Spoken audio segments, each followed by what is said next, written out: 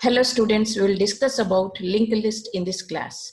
Linked list is a linear data structure with a set of nodes. Each node in the linked list consists of two parts, data part and link part.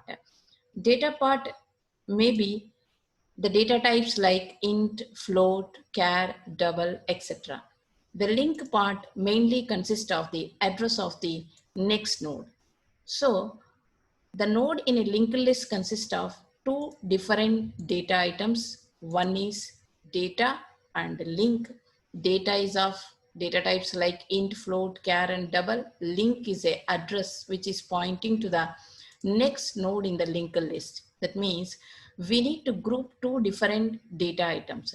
So we need a heterogeneous data type to group these data items. The heterogeneous data type we can use here is structure.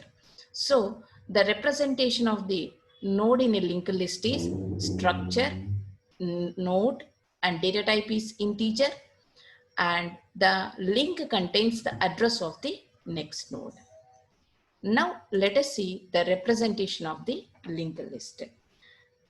We can relate this with the train. We know that in a train we have an engine followed by the number of coaches connected by links. Here, the engine is called as head node and the last node, last coach is called as a tail node, and the remaining coaches are called as a nodes in a linked list. All these nodes are connected by the links. Now let us see the applications of the linked list. So the first application is polynomial representation. If we represent the polynomials by using array, it will take a lot of space. That's why we are going to use linked list to represent the polynomials. So if we take this polynomial, 23 is the quotient. It is to be represented as one data item. Exponent 9 is represented as another data item, and a link pointing to the next term in the polynomial.